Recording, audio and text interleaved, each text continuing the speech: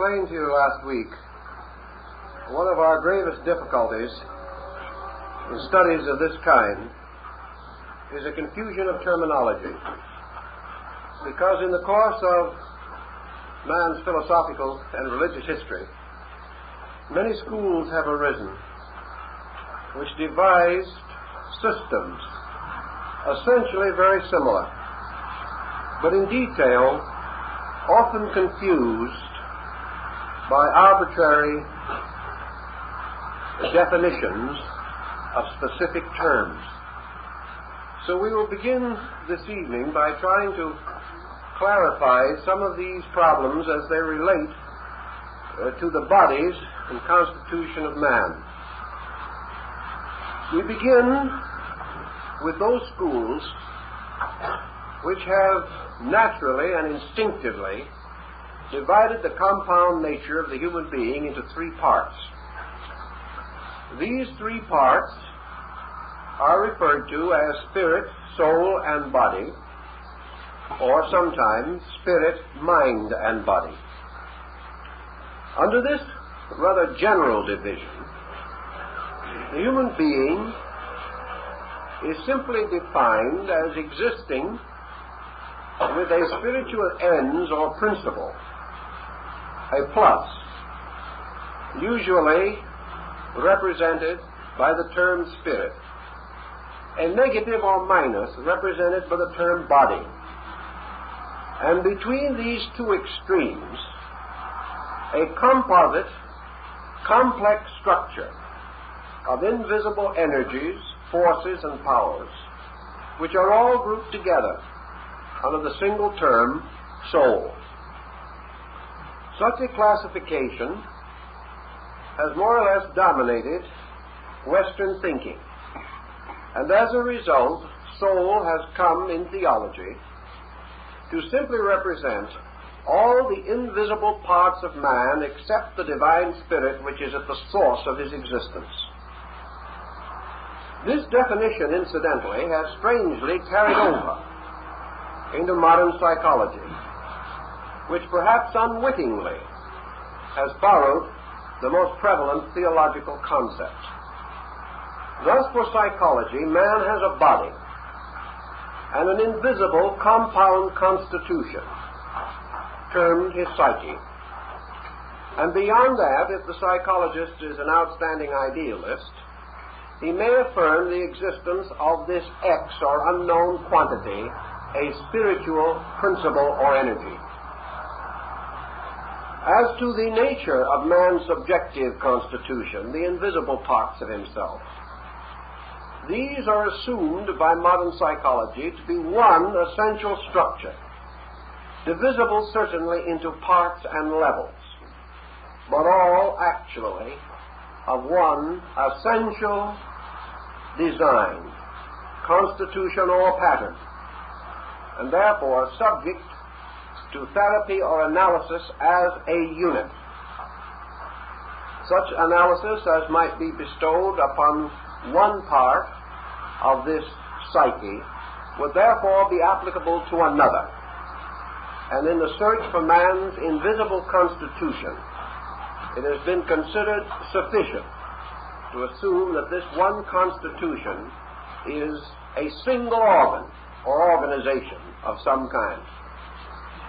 Now, other schools, we're thinking for the moment of some of the old Hermetic philosophers, that analyzed and arranged the bodies of man according to the four elements, assigning to fire, spirit, to mind, or to air, mind, to water, soul, to earth, body.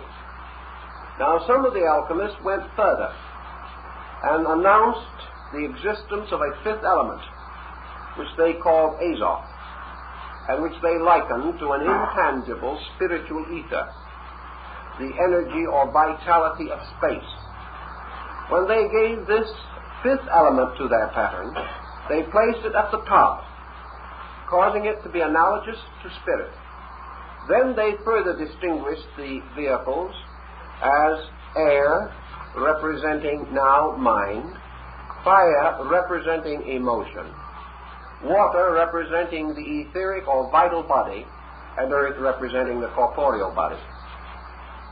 Now this division is essentially that which we find in the writings of the German mystic Jacob Boehme, and it occurs in a large number of the medieval systems, particularly those that came under the influence of the early Christian and Muslim mystics.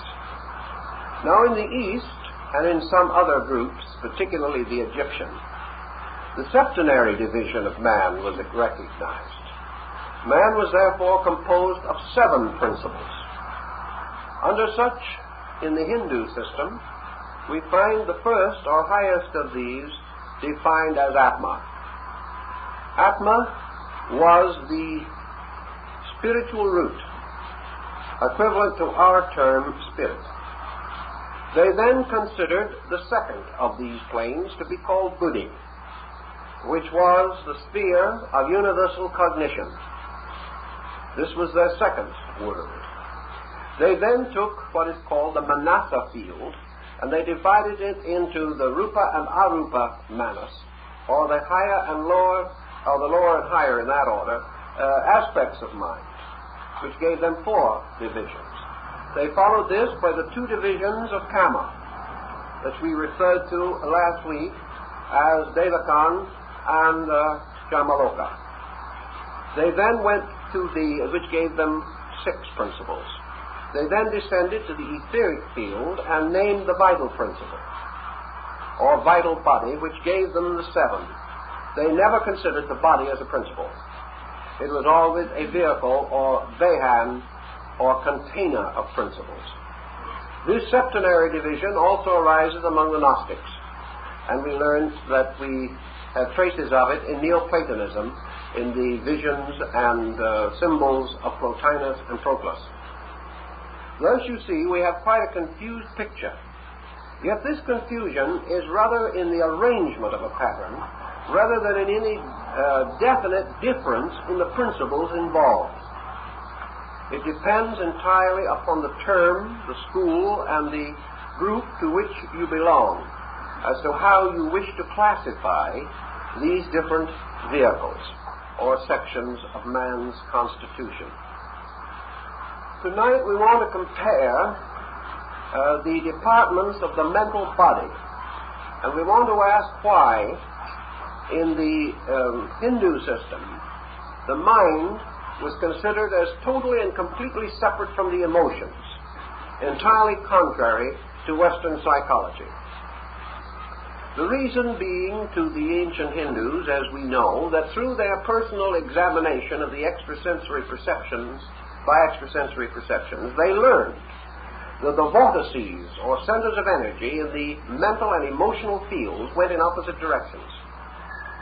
Therefore, these could not be merely conditions of each other. They had to represent purely and completely separate vehicles of manifestation.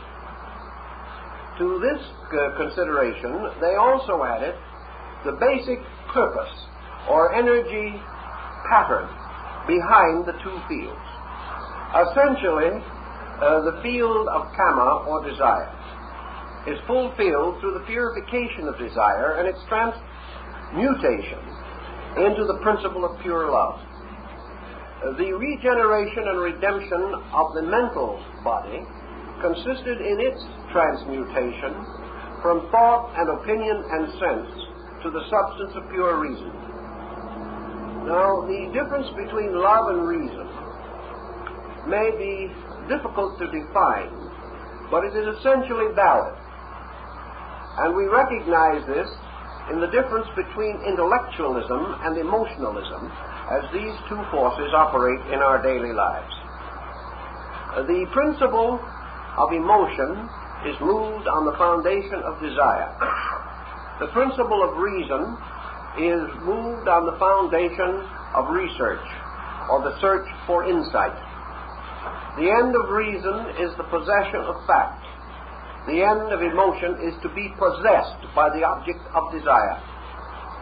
These differences the Muslim mystics very quickly differentiated, and they realized that while these 2 vehicles are seldom to be examined separately, and cannot be considered as having a separate existence during physical life, that they do represent two principles in the structure of man, and that these two principles have different essential destinies to fulfill.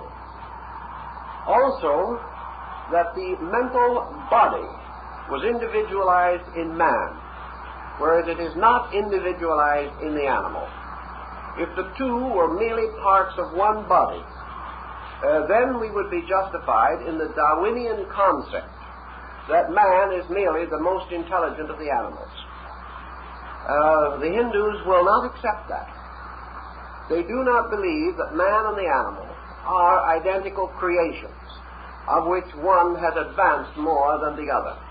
They insist that this differentiation occurred archetypally, and that the human species is not merely an outgrowth of the animal kingdom, although Indian philosophy will not deny that the physical bodies of man have an animal origin. Man became man when a rational principle was introduced by the lords of mind, and this introduction set man apart. This is implied by the very term man himself. Well, this is one of the many English words that have a curious root and affinity in Eastern languages.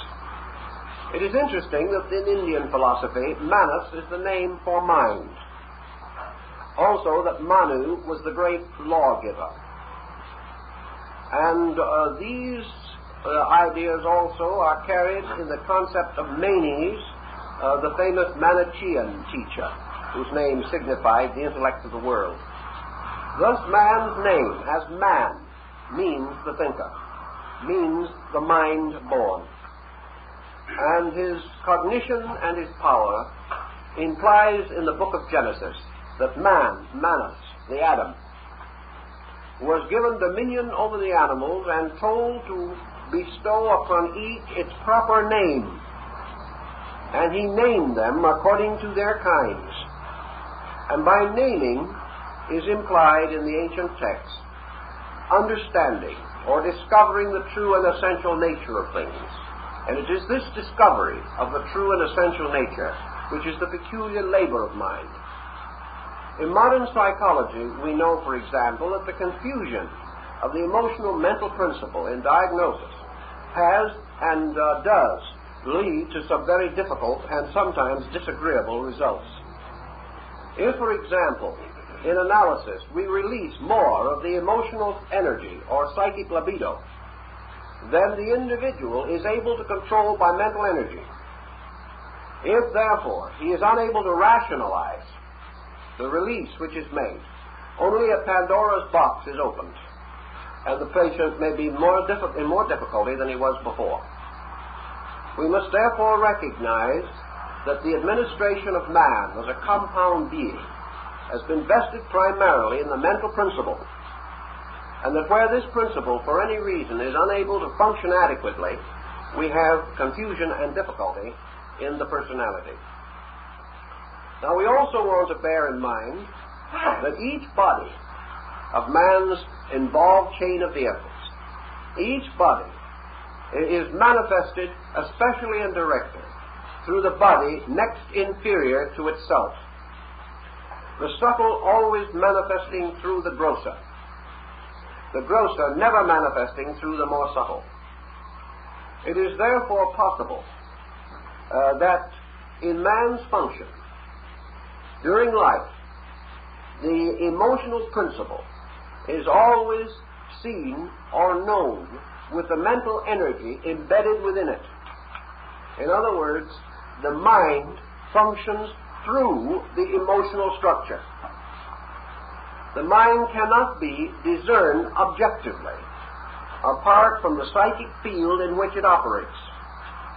Yet it is not completely true that the mind and this psychic field are identical. But man, turning within himself, looking for mind, sees first its garment, which is the emotional body. And within this emotional body, throned in the deepest and most subtle recesses of it, the principle of mental energy. Thus it might well be termed the Merkaba of the ancient Kabbalists, the chariot of ecstasy.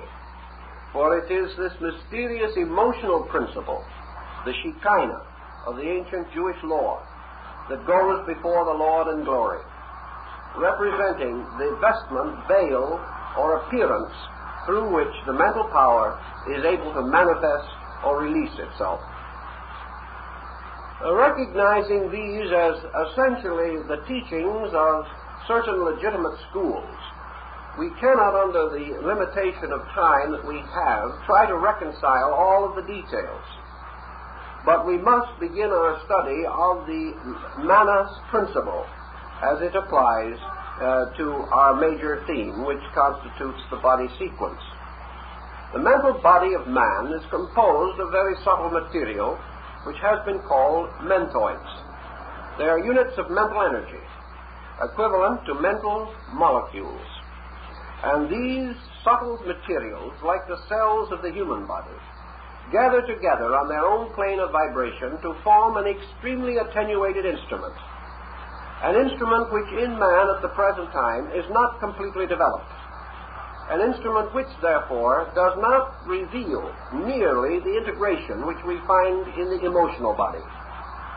The mental body is usually depicted as a kind of aureole or halo surrounding the head and shoulders, or the upper part of man. This mental body, of course, does actually permeate all parts of the physical form through extension and through the connective ethers which we have already mentioned. But in its grosser and more apparent form, still, however, very attenuated, it is recognized or known largely through this aureole of light, this haze of a golden color, which surrounds the upper part of man, and in which certain vortices or pinwheel-like cycles of moving energy may be noticed or apperceived. This mental principle, or mental body carrying the mental principle, is divisible into three parts, of which the lowest is referred to as the Kama Manas. And the Kama Manas is the mind of desire, or that part of the mental energy which, extending directly downward, becomes almost immediately involved in the kamic principle, or becomes more or less the servant of desire. Buddhism has much to tell us about this particular phenomenon. But we know that mind, in a mysterious way, as the governor, must govern three worlds, because all things exist in three primary states. Just as on the piano, we have the natural tone, and then it's sharp and it's flat. So in the case of man's mental nature, the mind natural, or the natural tone, is placed between two opposing polarities. The lower polarity extending downward into body through the kama, or desire form. The middle part remaining entirely aloof, being itself, or the pure principle of intellect. The upper part ascending upward, called the Arupa Manas, which is verging higher and towards the creativity of Buddhic intuition. Thus the mind has a considerable gamut of energies, resources, and responsibilities. And the mental body must activate and maintain all of these processes. The descent of the mind or mental body into union with Kama makes available what Buddhism would call the illusionary mind, or what would be referred to in Vedanta, or perhaps Christian Science, as mortal mind. It is mind moving downward into the illusion of matter. It is mind blinded like Samson and bound to the millstone of the Philistines.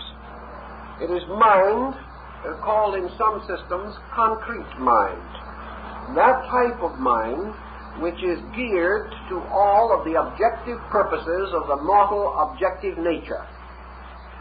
Therefore, the individual who has a mighty stratagem for the making of $1 million is working very hard with the principle of Kama Manas, or Kama Manas. He is objectifying the mental energy he is leading it downward into the gratification of his desire for $1 million. For that reason, mind is captured by desire and held and becomes the slave of desire and begins the long and elaborate process of trying to satisfy desire or to fulfill the innumerable insistencies of the emotional nature. Emotion causes man to want something. He then never rests until, by the ingenuity of the Cabala, he is able to secure that which he desires. In this process of struggling desperately for the gratification of the sensory perceptions, we have a key to the Buddhist doctrine of the skandhas, or the links by which man is bound to an illusional existence. The Cabala also fulfills itself in the gratification of ambition, of possession, and is the root of defense and escape reflexes within the psychic organism. One of the duties of this faithful servant of desire is to protect the very desire structure with which it has become involved. Therefore, we find in psychology, in working with those who are in psychological difficulties, a tremendous ingenuity in which the mind seems to deliberately frustrate the work of the therapist. This is because the desire continues to desire itself, demand its own fulfillment, and because it has no actual orientation on the level of what is necessary or good. Thus, in the undeveloped person to which we are referring, the Cabala becomes buried or absorbed or engulfed in the illusion. And in this condition, it goes on to produce the entire development of what we call an objective materialistic culture. For it is mind bound to unregenerate desire which causes materialism.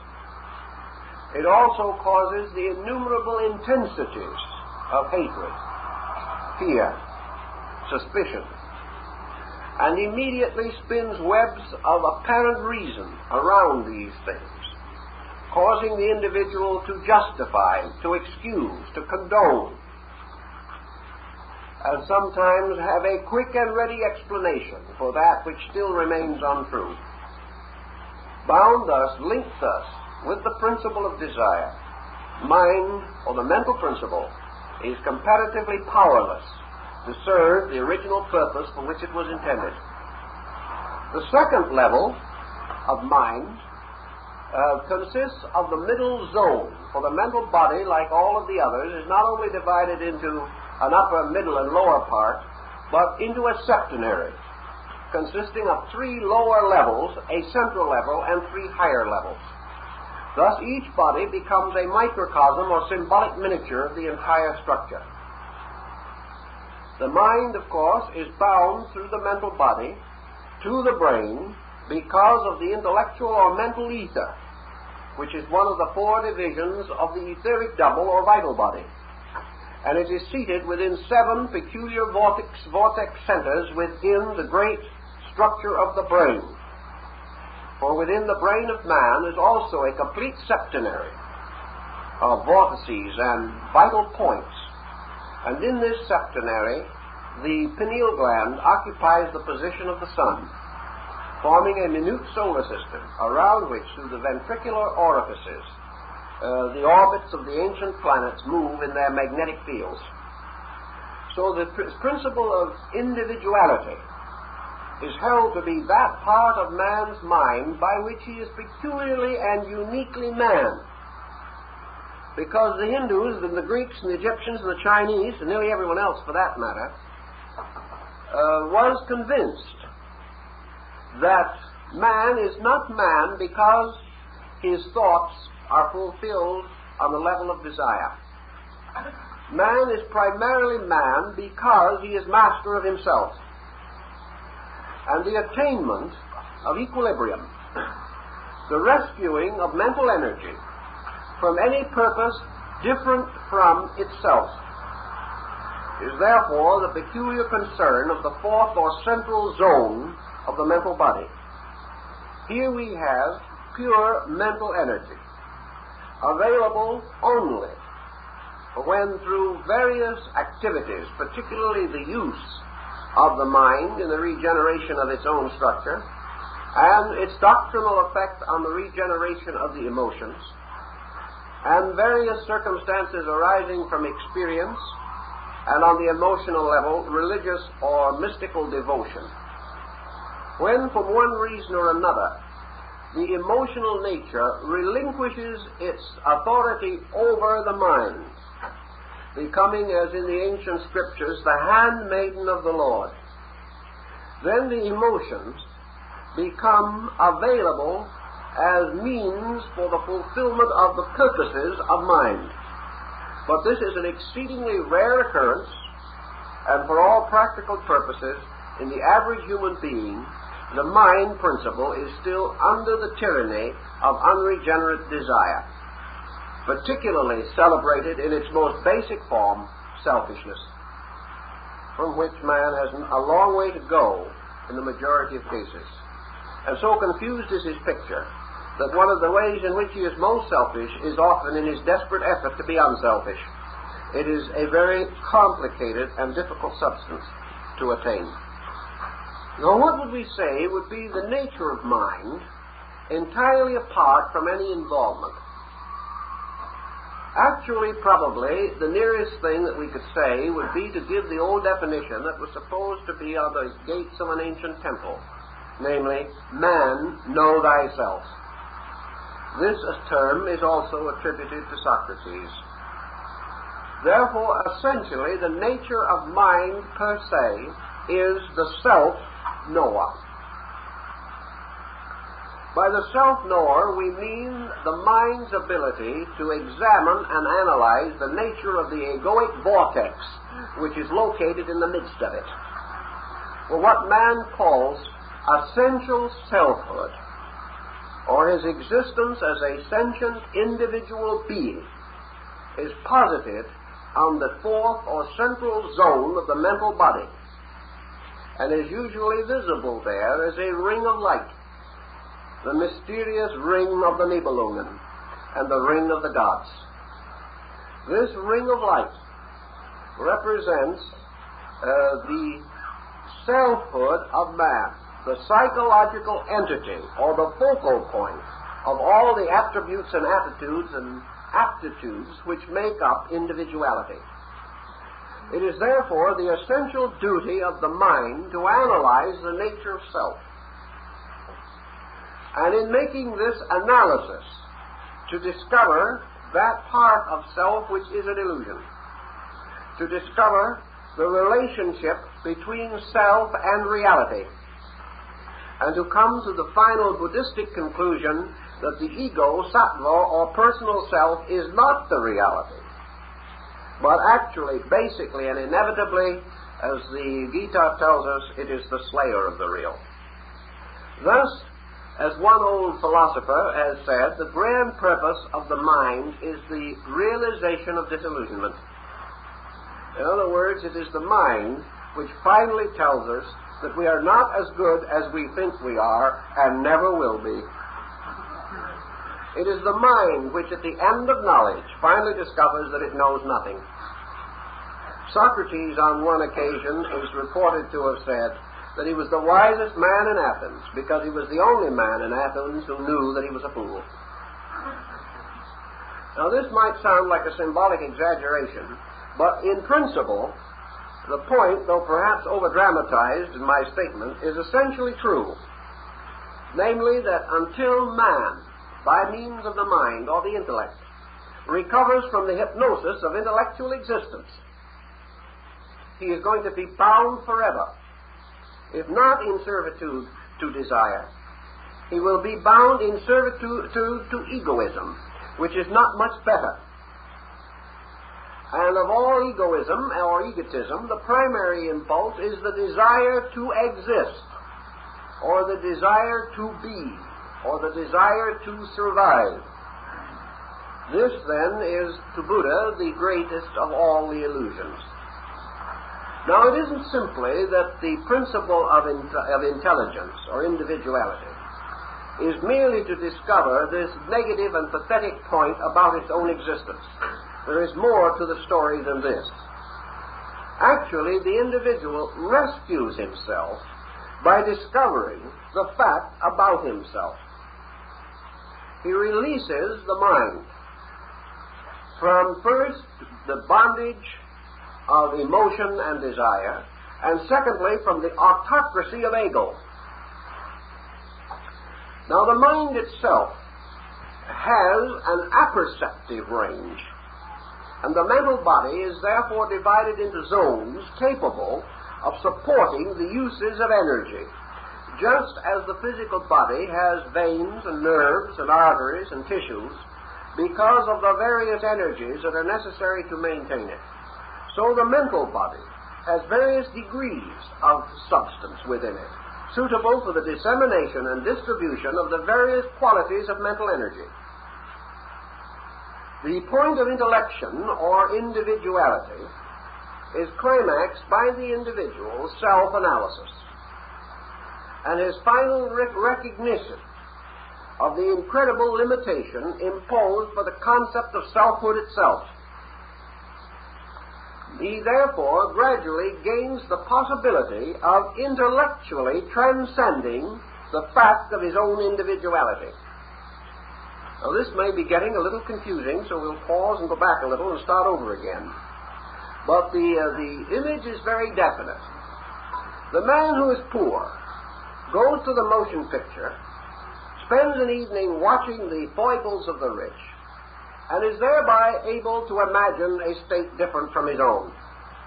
We can, because of numerous symbols and extensions of experience around us, imagine that which we have not factually experienced. This means that by imagination we can transcend the boundaries of the known. Now, imagination is one of the contributions that the emotional nature makes to the mental problem of projection. And by means of the emotional quotient, now coming to the service of the intellect instead of becoming the master of it, we have the gradual integration of what has been termed the arupa manas, or the formless or higher creative mind.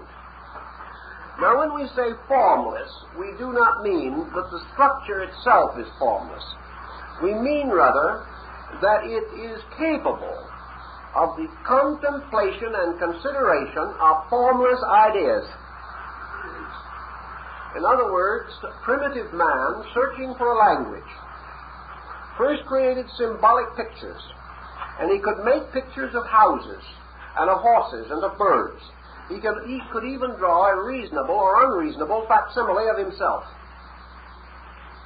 But it took a long time in the development of language before man could find hieroglyphical devices to communicate ideas. He could make a house, but he couldn't draw a picture of good. He could make a fine study of an ancient dinosaur or some other prehistoric monster on one of the cave walls in southern France. But he could not make a figure or drawing or representation of hope. Therefore, he began to work out the problem of how to do this. He had trouble with verbs also, because he was drawing pictures that did not move, representing action. The only way he could do it was to place his figures in an active posture. But action was one thing. He fought that out and came to some conclusions, but he still had a great deal to do in order to try to find out how to define pure beauty, for example. When he said, I want a thing to be beautiful, how could he make a picture of it? Well, probably in the beginning he had that kind of egoism which caused him to draw a picture of himself and establish that as the standard of beauty. In fact, today, Among a great many races and peoples, their own racial type is the standard of beauty. But he had other problems. He could represent tangibles, but not intangibles. And his difficulty represented in very large measure the groping of his mind, moving from concrete to abstract. In order to develop beyond the point of primitive society, humanistic individual isolationism, the complete centering of energy upon self, in order to pass beyond that, man had to devise means to acquire the ability to create within himself certain patterns, symbols, or ideas which possessed creativity. Now, mind, being a single structure, basically, although divided into many parts, mind was not capable of solitary creativity. Creation is always the union of a male and female polarity. So, through the union of the mind and the emotions, creativity became possible. And the mental body, through this union, gained the power of imagination, gained the powers of certain creative abstraction, and was able to operate analytically on such subjects as desire or faith. One of the earliest productions of this type of abstraction was religion, by which man gradually came to create an invisible world. It was even more powerful and more dominant than the visible one. Yet as a being, he had never actually seen any of these things which he believed. Yet he knew with an internal certainty that they existed. Each human being in the process of growth, in the years between adolescence and maturity, recapitulates the entire cycle and must move toward individuality, and through individuality to creativity. Creativity in maturity is biological, psychological, and spiritual. And if it is not all three, then it has failed to complete or perfect its own pattern. On the level of abstract mind, then, we find the gradual development of philosophies, of religions, of arts, the rise of great ethical institutions, the development of all of these dreams by which man, different from any other creature known to him, is able to long for, yearn after, and attain that which is different from his present state, and do so by his own energy. Had the animal world possessed this power, man could never have been master of the earth. If the animal had creativity on the psychic or psychological level, man could never have dominated the world. It would be the animal that would have built cities instead of man and would have defended them. But because man had this faculty, he has made himself Lord of the creation that we know.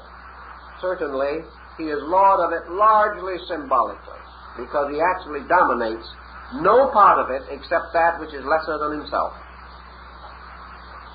Creativity, then, in the experience of the individual, produces certain changes in the structure of the mental body. We have told you that the etheric binders or bridges which unite the body objectively to the subjective superior principles behind it are two-way roads of communication and even sometimes of transportation. As surely as the mental energy flowing downward into the personality enables man to bring certain order out of chaos in his environment and gives him ultimately perhaps judgment and the ability to control through reason the excesses and intensities of his appetites. At the same time, contact with the world and with the environmental universe around him carries its own messages back into the mental nature, causing a constant enrichment or inflowing of available resources. Thus the mind is strengthened by living, even as life is directed by the mind. And through learning and knowledge, we increase the powers of the mind, so that by training, by evolution, and by various processes, we may distinguish the gradual maturity of intellect. And according to conservative records, we say that history records, up to the present time, approximately 10,000 examples of what we might term mature mind. In other words, mind that has reached a degree in which it has no longer been forced to concern itself primarily with its own existence, but has transcended this and made creative contribution to the universal well-being of humanity. In this level, then, mind grows. The Platonic school instructed disciples. Learning penetrates into various parts of the mind according to the nature of the learning. That learning, which is primarily for the maintenance of the personality, and which may be heavily catering to the selfishness of a generation or a perspective at the time, naturally strengthens the relations between manas and kama and causes gradual development of ambition motives. The mind then begins to figure how it can advance the personal life of the external individual through the use of the skill which it has gained. Therefore, we read the little ad in the paper. There's nothing wrong with the ad, but in the study of man's nature, it tells us something. Take our course and earn more money. The point is very simple. The project is to inspire skill in order that the individual may improve his material condition.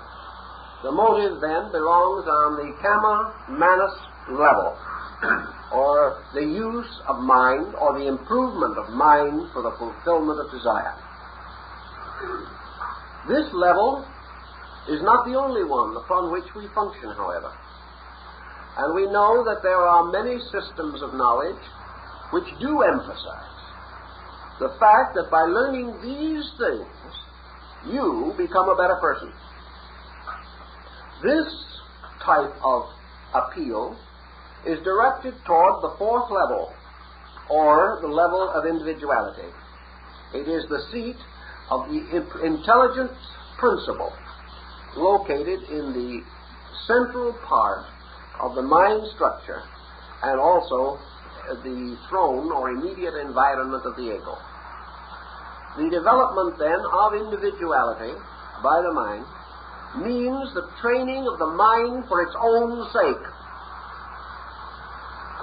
This is like on the physical plane, a certain type of person who gets up every morning and takes a 2-mile walk before breakfast. He is not going anywhere, and he doesn't expect to arrive anywhere except back home again, but he certainly is developing a fine physique. He is exercising the body for the sake of the body. We may meet him so often on shipboard, doing the 5 turns of the deck before breakfast and waking up everyone on the ship. He is not doing this primarily because he enjoys it. He's not catering especially to kama manas. He is not doing it because actually it is going to serve anybody else. It is only going to disturb them. Therefore, he is not doing it for the sake of universal good. He is doing it because he regards it as a healthful exercise, or exercise for the sake of exercise. In the mind, we have the same type of problem, and when this is clearly defined, we have what we commonly term the pure intellectual. He is the individual who learns from the love of learning, who enjoys new ideas for their own sake primarily, and whose life is best satisfied in the adventure of extending his mind into the unknown, not because he even expects to use what he learns for himself primarily, simply because he is an adventurer on a mental level. He lives to use the faculties that he has and rejoices in the fact that he possesses them. On an intellectual level also, these are the persons who very often become what has been called by David Starr Jordan the impotent intellectual. He is the individual who knows a great deal but does nothing. He is the English teacher who can use every word in the language effectively but has nothing to say. He is the individual who has a magnificent instrument which he has polished and perfected, but has not really learned any reason for having the instrument. It is simply wonderful and beautiful because it is his. Or the accumulator, who gathers all kinds of things he does not want and does not need, simply because of the joy of gathering them, finding them, and knowing that he has them. This intellectual person is more or less of a discouragement to those around him, because he is completely satisfied to think. He finds his life as full of thinking as other people find it full of thoughtlessness. He is very much like the person who lives only to gratify his desires. It's a one-pointed program. And whether we're satisfying our love of thought or satisfying our appetites, the satisfaction represents a use which in itself is neutral. And being neutral is the weakest of all applications, because it reminds us of that famous statement of what the Lord does to those who are neither hot nor cold.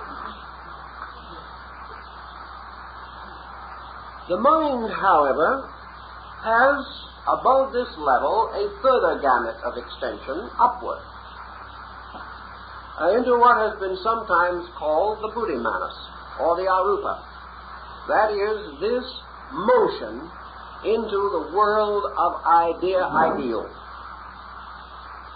The mind gradually reaches the point in its ascent through the structure of its own nature, in which its own reflections can no longer be held within the bounds of the mediocre. The mind cannot be stopped in growing. And as it grows out of its appetitive attachments into those of pure intellect,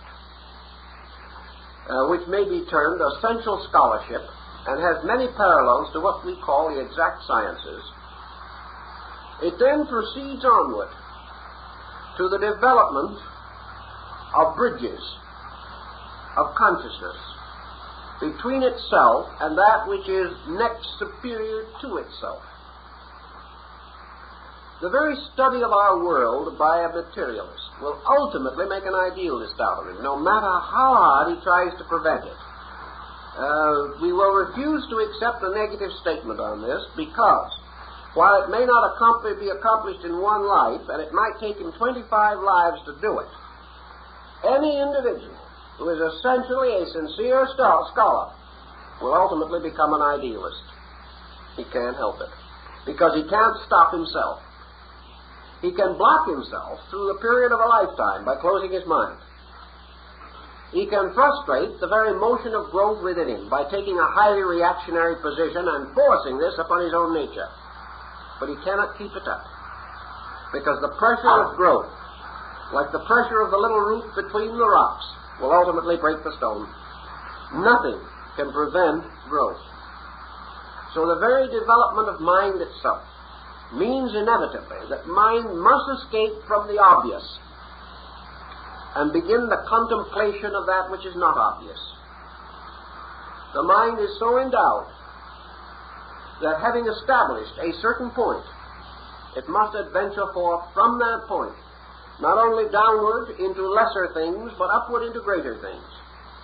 And by degrees, the intellectual moves toward philosophy. He moves towards the rationalization of the universe. He moves from the realm of thought to the realm of idea. And as he does so, he gradually gains familiarity with this sphere and discovers that ideas are a wonderful, flexible material which can be molded, and that he is living, possessing within himself faculties by which he can apperceptively know more than the mind can actually, rationally reveal to him. So rationality, which we like to consider to be the highest attribute of the mind, is that level which has accepted the reasonableness of certain things that cannot be immediately perceived. Rationality is orientation in a world of reason, whereas intellect is merely orientation in a world of facts. Man, having attained rationality, for example, recovers from the diseases that come from the absence of this quality. We are reminded of Bacon's famous definition of atheism. A little learning inclineth the mind to atheism, but greatness of learning bringeth the mind back again to God.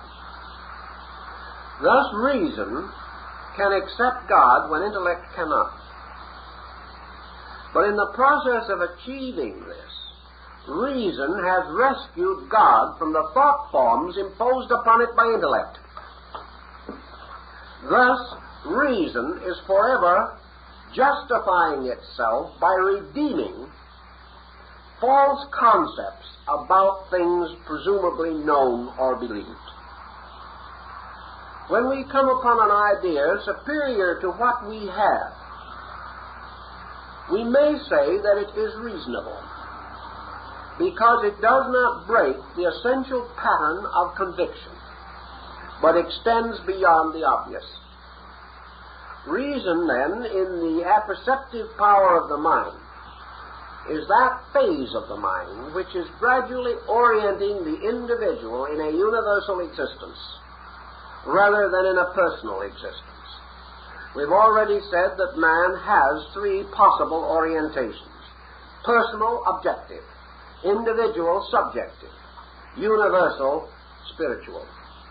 And in these orientations, the purpose of reason is to move the mind gradually from the individual toward the universal.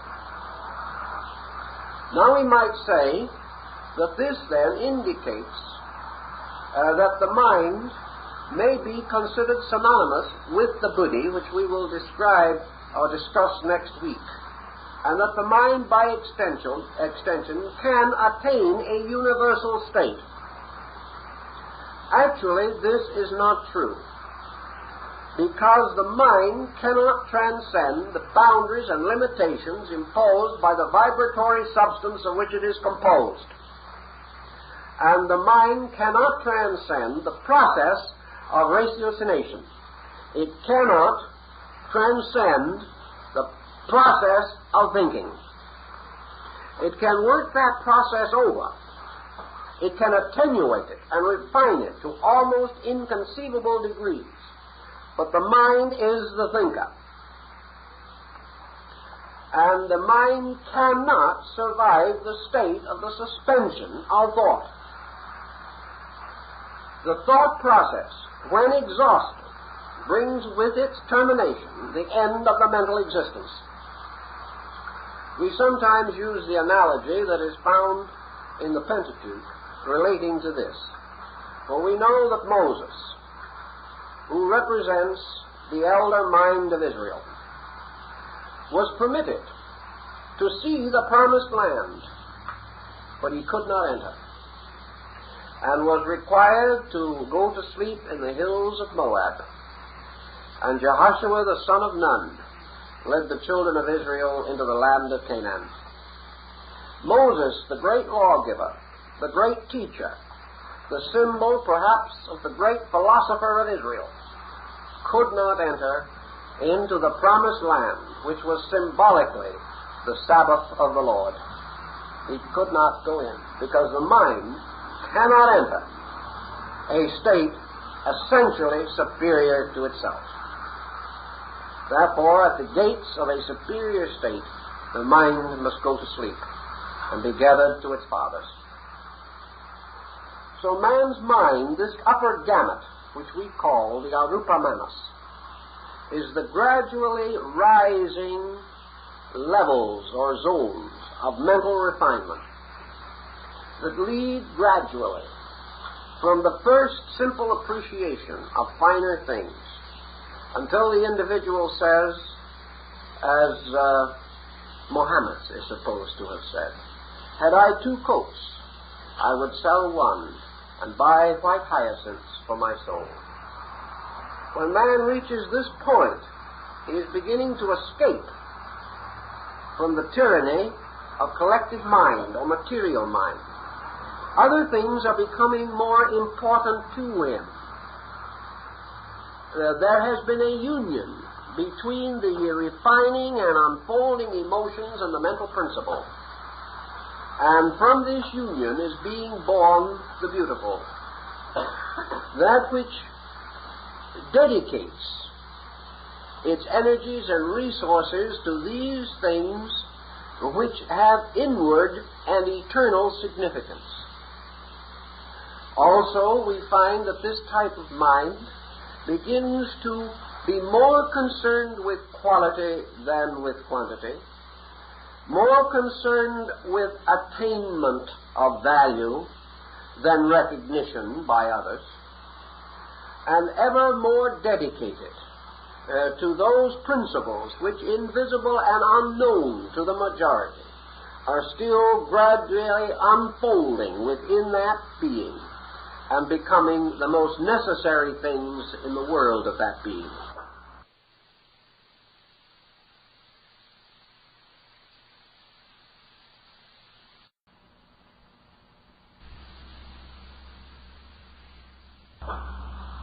Thus we see the gradual dedication to the tremendous expressions of creative genius. We find the same refinements taking place on the emotional level when the Kamarupa begins to be regenerated, and one produces essentially the artist, or ultimately the mystic, and the other, the mental, produces essentially the sage, or the philosopher, and ultimately, through this process, and through the union of the two, the philosopher and the mystic, accomplishes the possibility of the apperception of total reality. But this apperception is not either of mind or emotion, but goes beyond them. But they build toward it. And in the gradual development of man, we see that the upper developments of the mind move towards the unselfish universal service of common good, the instruction of mankind, the disciplining and natural control of the personality itself, and a richly increasing and deepening appreciation of what constitutes essential value. All these things tell us that the being is using the higher phases of its vehicles. Now, in the life cycle, after the entity, having passed out of incarnation, passes through the 2 spheres of the kamic world, namely Kamaloka or purgatory, and Evachan or the Paradiso, it then ascends into the substance of its mental nature, which becomes the highest and final of its individual vehicles of expression. At this time, the emotional or astral body is cast off. It is cast off after the records or the essential nature of the achievement has been incorporated into the superior vehicles. Having thus passed into the state of a mental existence, the entity is then polarized according to the degree of unfoldment that has been attained, particularly first by the Kamarupa in the preceding embodiment. The desire mind, or the mind of desire, is its first introduction to a mental existence after death. Now, the mental existence differs from the Kamalokic in this difference, that whereas in Kamaloka, punishments and rewards are in terms of feelings, in the mental body, punishments and rewards are in the terms of rationality. In other words, here the individual lives in a world of thoughts. Therefore, this world, as described to us in the vision of Aridius and others, is no longer a world of wonderful houses and trees and mountains and fountains and all these things associated with the summer land of Andrew Jackson Davis. In the mental level, the individual has the experience that we sometimes hear a very exceptional person describe when he says he had a beautiful evening with his own thoughts. That's a hard thing to do, by the way, because in most cases our thoughts won't support such a delightful experience. Usually our thoughts get a little out of hand. They are morbid and melancholy, full of regrets and memories. And here's the rub. The lower level, or Kamarupic plane of the mind, is the zone of intellectual memory. And here, the individual has to have the experience of remembering. Now, our memories are nice things when you can filter them out with your emotions and various screens and only remember exactly what you want to. Or perhaps memories can be very nasty things when you have very carefully filtered out all the good ones. You can do it either way. But in the after-death experience on the lower levels of the mental nature, the memories are just plain honest, which can be the most embarrassing of all. Here, when you remember what horrible things other people did to you, you also remember with beautiful clarity exactly the nasty things you did to them. It's not comforting, but oh, so educational. On the plane of the mind, therefore, we examine all things concrete mental on the level of fact, abstract mental on the level of reality. Now, it may possibly be that we were not distinguished during life for mentation, and therefore our mental existence is not a particularly complete one. We sometimes say that we are sure that many people have only had 3 or 4 thoughts in a lifetime and did very little about those. Remember, exercise and use strengthens bodies, whether they are visible or invisible. And if the mental life of the individual is inadequate, his mental existence in the mental body is correspondingly brief and inadequate. It would naturally then be assumed that the after-death mental state of the comparatively primitive human being would be shorter than that of the civilized man. It is. And barring the circumstances which do arise in which very highly evolved minds that have attained to the full height of reason may voluntarily return simply in service of their fellow men, we may say that what we would term today the great illumined teacher would have so vast an after-death mental existence that it would be a great time before, in the cycle of evolution, he would normally return to embodiment. Thus, a bushman or a digger Indian might be back in a year or two from the mental level, but of course he would be longer on the Devachanic or Kamalokic planes. He would have a long emotional existence, perhaps, but not as long as that of the mature emotional being who has had a great deal of intensity in living, because the primitive person lives in a great acceptance and therefore does not stimulate either emotional or mental conflict. But presuming then that the life of the aborigine on the mental plane would be mostly the contemplation of observation, an integration of things seen in daily living, about which only the most rudimentary reflection existed. In the case of a man like Plato, this exhaustion of the mental world might require in the normal course of time 10,000 Earth years. This is due to the tremendous amount of internal mental life that is stored up, and also the fact that the after-death purpose is not new experience, but the incorporation of experience into the consciousness of the person, of the being. Let us, for instance, say, just as a simple example of this, that you are reading the Holy Scripture, and you are simply a good and devout believer. So you read a parable, and you interpret it to yourself as you would interpret it to your child, a fine ethical message. And that exhausts it. But if you at that time of your study happen to be one of the old sages of Israel, for example, one of the great assembly of the old Sanhedrin, your first realization would be that this parable has 72 meanings. Every line, word of Scripture, according to them. That's 6 times 12 interpretations.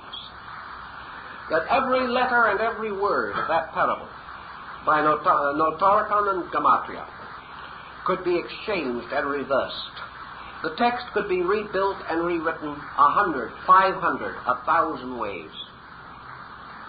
And therefore, that gradually, out of the one text, you could evolve a work perhaps running into more pages than the entire Bible.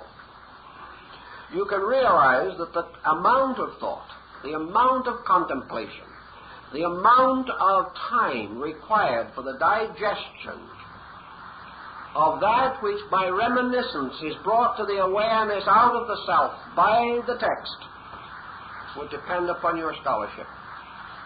The more you know, the more you are, the more everything means to you. Thus, an individual who, like we will say, again, for our purposes, Plato, who reached the philosophic age, who had attained a long and useful life, coming to the 81st year,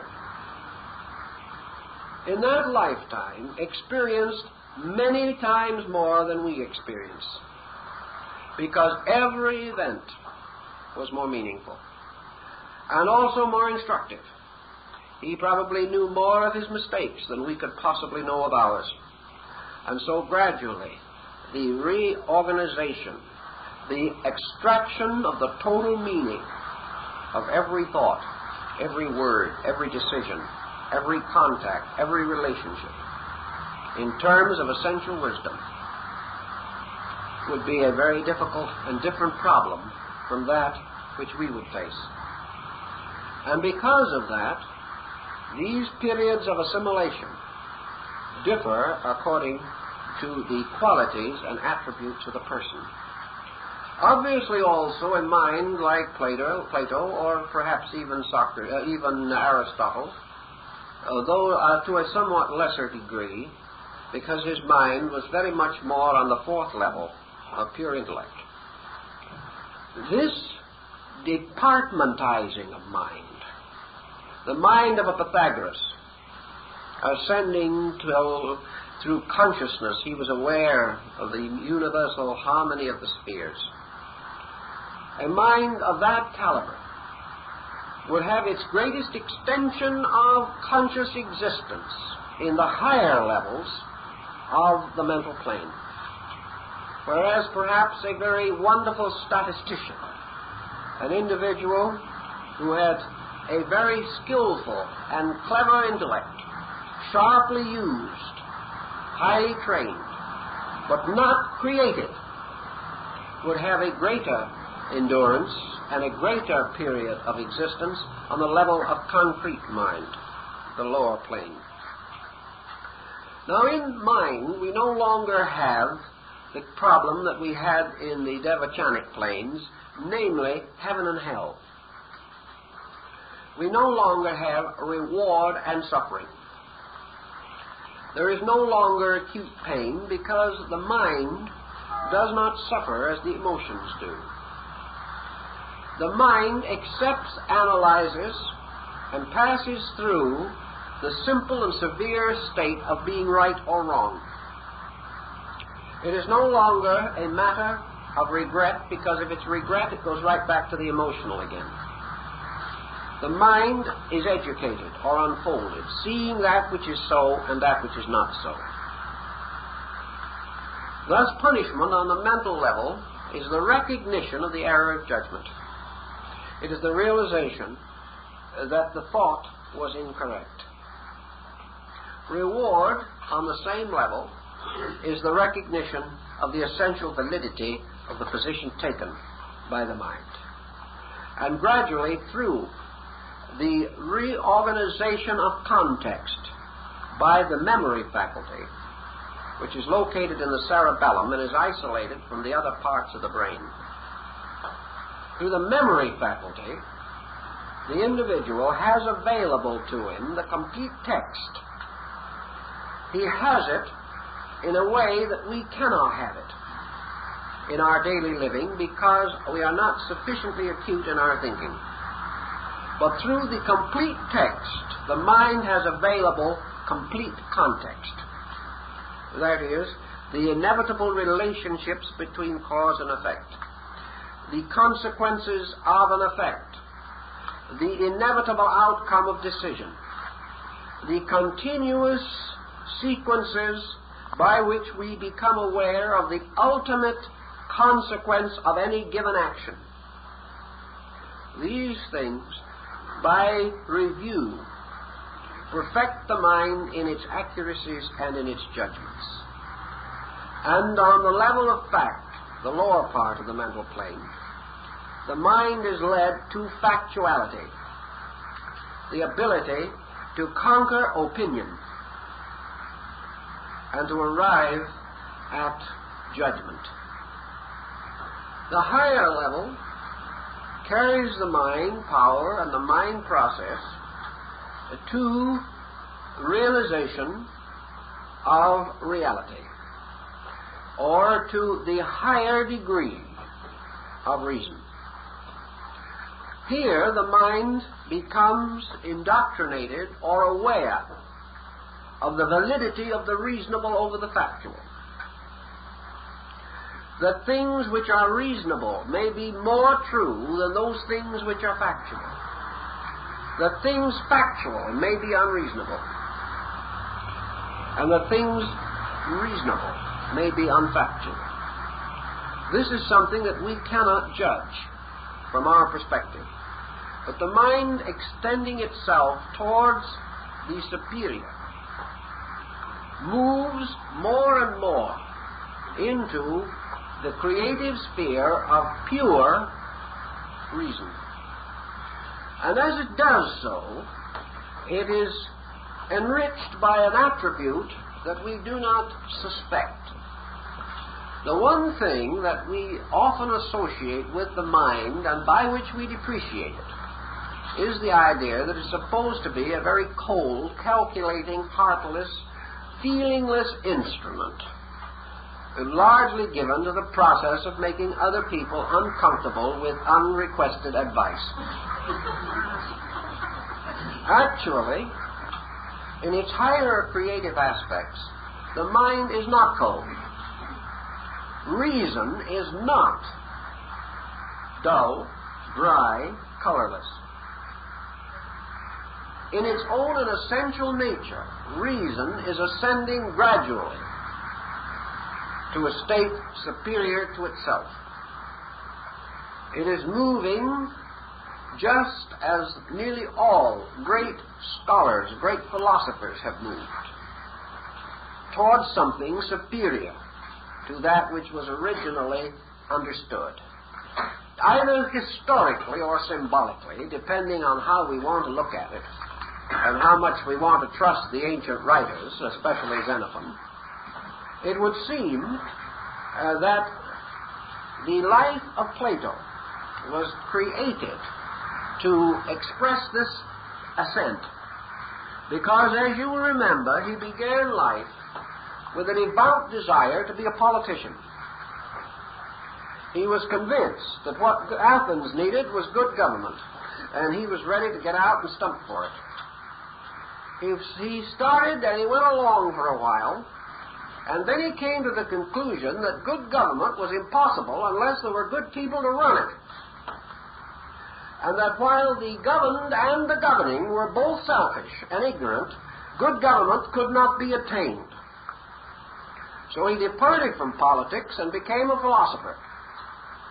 And he set up his school, the Academy, for the purpose of training men in governing themselves, on the grounds that no one who could not govern himself could govern anybody else. You see what we have accomplished now?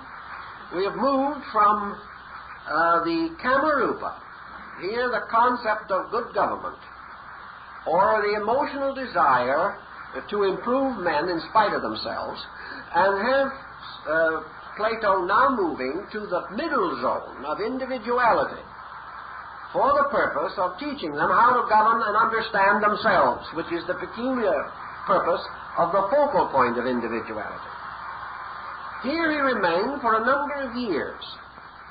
And here, of course, during this period, he came in contact with Aristotle, and the two were friends for many years, but finally separated when Plato went into the third cycle of his life, when in the last 10 or 15 years of his physical existence, he turned away from teaching as he had previously taught, and moved from philosophy to theology.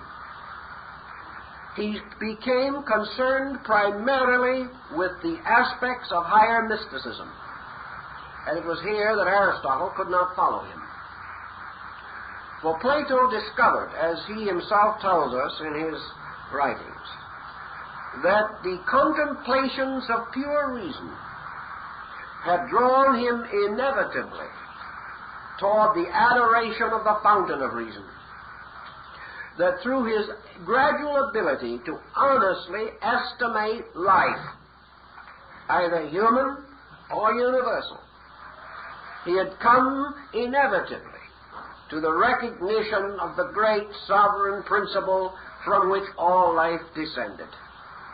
Through reason, he had come to a rational contemplation of the divine. Now, he couldn't have done it on the mental level had he not passed through philosophy. If he had done it on the emotional level, he would have passed through the ecstasy or sublimation of mysticism. But on the philosophical level, he became a great rational mystic. For he began to contemplate the entire world of knowledge as existing for only one purpose, that through it was revealed the workings of the one which is eternal. Thus reason became only the handmaiden of truth. And beyond the mind and all that it could engender was the infinite being, the substance of all things, the end of all seeking. Now, we do not know that Plato achieved what Plotinus did through his mystical union. But we do know that he did attain that purpose which fulfills or culminates the career of mind. He reached that point in which he stood on the mountain and looked forth into the promised land. He had made the long and dangerous journey. He had passed through the dark night of the soul, and he had come to the point where wisdom had revealed to him the absolute certainty of truth. Now, when wisdom has accomplished this, the mind has fulfilled itself. The mind can do no more. It can never do any more. Therefore, the mind must gradually sublimate. Now, with man, the mind cannot sublimate at this time in his cycle of evolution and still permit him to have a conscious existence. Because at this time, his individuality as a being is located in the middle zone of the mental nature. Therefore, when he has exhausted his own mental life, whatever that may be, he then must pass into sleep. Because if he casts off this body, he has no vehicle of manifestation remaining. So when the mental essences of experience, reflection, meditation, are transferred into the egoic vortex, it means that the skandhas have delivered all of their testimonies back into the sattva or ego. And there it remains like the famous Ark of Noah, floating over the deep, carrying within itself the seeds and principles of many lives to come. Thus the entity, or the being, having achieved its purpose, retires to sleep. The mental body is cast off, having exhausted its potential. And beyond this, the individual must rest or sleep until the new vehicles of manifestation are objectified. So having exhausted the complete totality of mind, the individual is in possession of something else. The records of each body are transferred according to a sequence of superiority to the superior bodies in each case. Therefore, when the mental body reaches the totality of its manifestations and has drawn back into itself the sutratmas, or seeds, of the other bodies, the mental body then possesses the power of rationalizing the total pattern of the life cycle that it has experienced. It may gaze down, so to say, or outward, into the fields of desire, energy, and form, and unite all of their testimonies by judgment. It therefore is in the position, perhaps, to accomplish certain things. One is to have a fair picture of total success and failure, or the degree of achievement that has been attained, as against the degree of achievement yet to be attained. It also is then empowered, because of its virtue, because of its integrations, to decide to some degree, according to its maturity, those parts of the problems of growth which it wishes to next assume. Thus being in a position, if it has reached a certain degree of individuality, of determining certain incidents, or grand patterns, or broad purposes of future embodiments. Having thus achieved this orientation, the mind relinquishes its hold and goes to sleep. The mental body does not die as we know it. It simply fades out, disintegrates by the process of exhausting the energies which it contains, or else exhausting the conscious experiences which can be rescued from it. When there is nothing left in it, then it is finished. It no longer can stimulate activity, and the individual passes into quiescence, awaiting future embodiment. In the Buddhistic doctrine, we then find this problem of the bridge, which extends above the individuality, which is the focus of selfhood, and extends up into the Buddhic manasic field, which is the field of the enlightened mind. In Buddhism, manifestation above the level of individuality can only occur to the degree that individuality itself is reduced. The self being the focal point of the axis of the wheel of rebirth. Rebirth is a cycle from the self to the self, and cannot be broken while it begins and ends in the self. The Buddhic, therefore, or the higher phases of mind, are reflections of what might be termed the overtones, or selfless reason. Now, what is selfless reason? It's a hard word to think about, even let alone define. We're not any of us awfully good at it, you know, and it's not something with which we have much experience. We have a certain sense of it, however, in certain occasions, when we say that an individual is absorbed in an idea.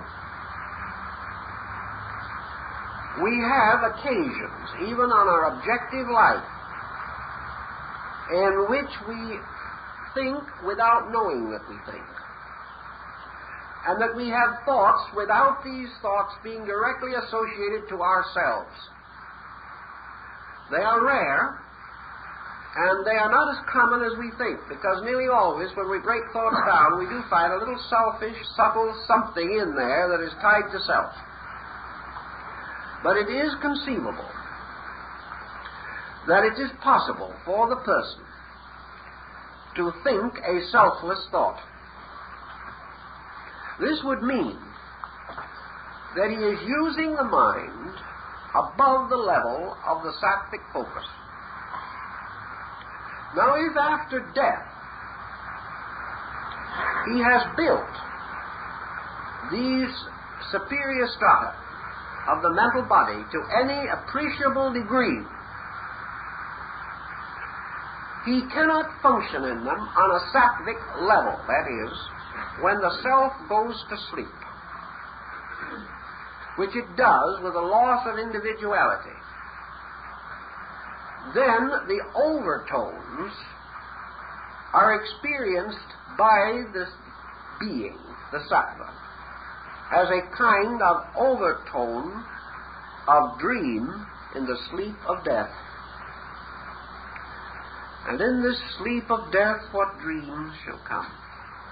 The sattva, going to sleep at the end of the mental life, may be capable, under certain conditions, of an apperceptive experience above its own selfhood.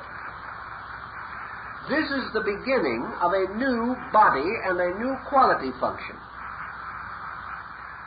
At this time, it is still on the mental level, because it is still like a psychological experience in relation to man's objective nature. Although he may psychologically have a vision of being in heaven, he is not there. He is functioning psychologically on a level of apperception within himself, but it is within him. The same is true if, on the mental level, the individual has an extension into what is called Buddhic experience.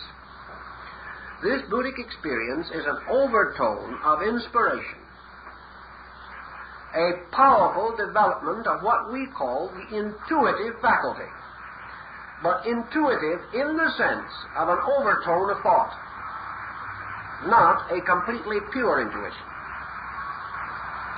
So that if the individual has developed, as we might say a person like Pythagoras might have developed, a tremendous, abstract, intuitive apperception of divine things, rationally conceived, but at the same time essentially valid. In other words, if this intuitive apperception is true, then the individual has the possibility of a dream-like extension of himself into a state superior to selfhood. And by so doing, to become aware of or conscious with the universal principle of Manas, or universal mind. For we must realize that the seventh or highest level of each body is its link with the universal substance of which that body is composed. Thus, the seventh level upward of the emotional body is its link with the pure substance of universal love. The seventh or highest link of the mental body is its contact with the pure substance of universal mind. Thus, we have references to universal mind, to the possibility of man experiencing it. It is still mind, but man may extend, under certain conditions, into higher levels of mind than the level upon which the ego is integrated. But this is man outreaching himself upward. It is a position which he cannot maintain consistently because it is unnatural to him. It's like trying to be better than you are all the time. It simply won't hold up. You can have big moments, but if you do, you're going to have some weak ones soon after. So this problem is too abstract to maintain, but the individual may have apperceptive awareness of it, just as he may have objectively intuitional apperception of states of being or consciousness superior to himself. All growth, of course, is through arcs of apperception. And the individual who has just finished the addition in school has already had an arc of apperception toward multiplication and has a hunch about what it is going to be like. Thus he is able to bridge across because he has built an arc of apperception. A man in his mental life reaching toward that which is beyond mind creates these arcs, which give him a certain subtle awareness of what is to follow. This gives us then the introduction to the link between Manas as intellect and Buddhi as the principle of pure universal illumination, which is not intellect, but is beyond intellect and corresponds with the positive pole of the world soul. Now, the problem relating to that will be gone into in the next discussion, but we want to get down now to a few more or less relevant details tying some of these ideas to more familiar subjects. If we realize, then, that the mind and the mental body can never be perceived objectively except in its pattern of sequence with the emotional and vital bodies, and that these flow outward through the physical centers of distribution to become our objective selves, then if we look at man inwardly at any time, we will see the mind only through the vital principle, which is one veil before it, and the emotional principle, which is another vestment upon it. Thus, in any moment when we examine man, we can perfectly well assume that his transcendental nature consists of a mind-emotion unity. Just as we look into the heavens and we see what are called twin stars, and we call them that because they are so close together, when actually they are billions of miles apart. Thus, because of our inability to estimate qualitative interval, we cannot realize that things in juxtaposition are not necessarily close together. The mind, then, when examined psychologically, is assumed to be in constant and immediate sympathy or relationship with the emotions, and both tied together into a pattern.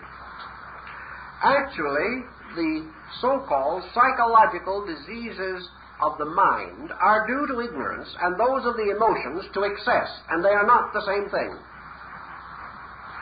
Yet ignorance may lead to excess, and excess may sustain ignorance. And in the study of a case history, it is not always simple to distinguish these elements or these factors. The growth of man, psychologically considered, must therefore always be a recognition that a different therapy is required for the emotions than is required for the mind, and that there is nothing more fatal than to throw these two into mutual conflict in the hope of neutralizing a difficult situation. And that is a very, very common thing to do. One of the simplest expressions of such conflict is to tell the individual who is under emotional stress that he should think it out. He can think forever, he will not solve it. Or to tell someone who is under heavy mental stress that what he should do is go out and enjoy himself. There are a number of other incorrect diagnoses that arise from this particular type of thing. One is the belief, for example, that if you let your feelings go, the mind will relax. Or if you think good, solid thoughts, your emotions will collapse under the pressure of them and become nicely disciplined and inhibited little creatures.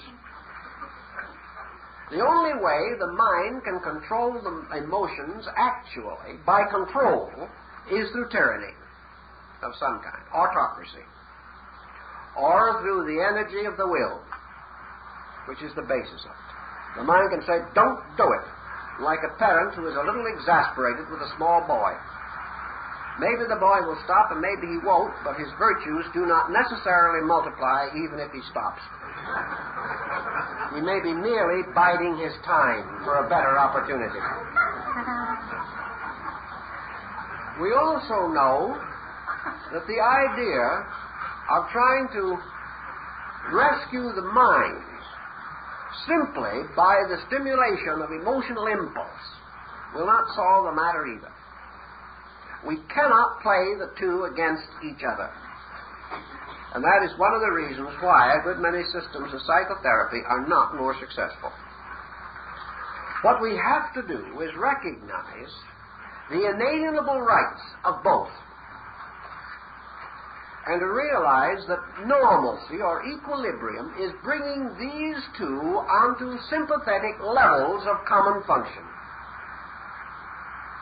You can never be so wise that your wisdom will take the place of emotional balance. And you can never be so magnificently emotionally balanced that it will cure ignorance. Each of these things has to be solved on its own level. The problem of creating a partnership or of arbitrating differences and recognizing the importance of rendering unto Caesar the things that are Caesar's, etc., is the only solution. The psychotic problems of mankind stem from two sources, mental and emotional. And these may be compounded to create emotional-mental or mental-emotional difficulties. But primarily, in almost every instance, the dynamic cause, is one of these two, and the other is a subordinate or secondary contributing cause. It is very rare that the mind and the emotions are equally guilty in any particular situation, because there is no particular situation in nature in which both have equal authority. In every situation, one or the other has priority. Therefore, the priority determines the basic cause. If the cause is mental, then it is necessary that the material problem be handled, not by bringing the emotions blindly and crudely, like some rough chemical formula out of the pharmacopoeia, which treated one ailment with a certain medication and no other. But to recognize that normalcy must be established on both of these levels, and that their final union must be voluntary, and that their cooperation must be mutual. or else the union will never be productive. We find this even in the animal kingdom, where forced mating is usually a failure. There must be the voluntary cooperation of the two factors in order to produce the integration which is almost the child of the mind and heart. If these two are not brought into proper order, then they will not function. Emotions mature through release under suitable conditions. The mind matures by direction under suitable incentives. And where these two necessary elements are provided, the remedies become permanent. Whereas otherwise, symptoms may be temporarily cleared away, but because the causes are not removed, the individual simply falls into another problem. If, for example, his mind is not strong enough to correct his emotional excesses and integrate them on the level of understanding, any emotional excess for which a remedy is found will only give rise to another, because the individual cannot protect the state of normalcy. He doesn't know how. If, on the other hand, the mental nature is inadequate, the emotions made through stimulation try to supply or supplement the deficiency, but they cannot do so. And no amount of sincerity in all the world can prevent the inadequate mind from getting itself and others into trouble. This is the grand story of personal affection.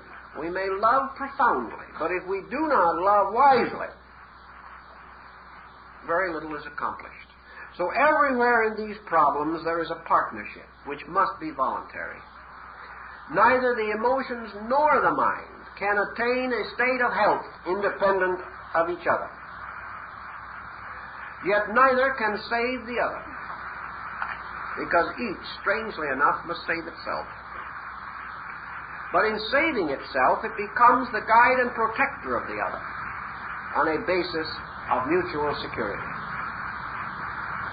The emotions are referred to and have been referred to as being the source of the soul. And here again we have had some problem, because in psychology the soul is regarded as both mental and emotional. But in the Eastern system, the soul actually represents not the total psychic life of man as in Western thinking, but essentially the emotion quotient, which is consummated and summated in the concept of the universal love of God. In other words, the soul represents the heart of God, in the meaning of the great psychic sensitivity of deity to the need of its creation. The mind represents the intellect of deity and the archetypal plan which is created and sustained by reason in the divine mind. Therefore, actually,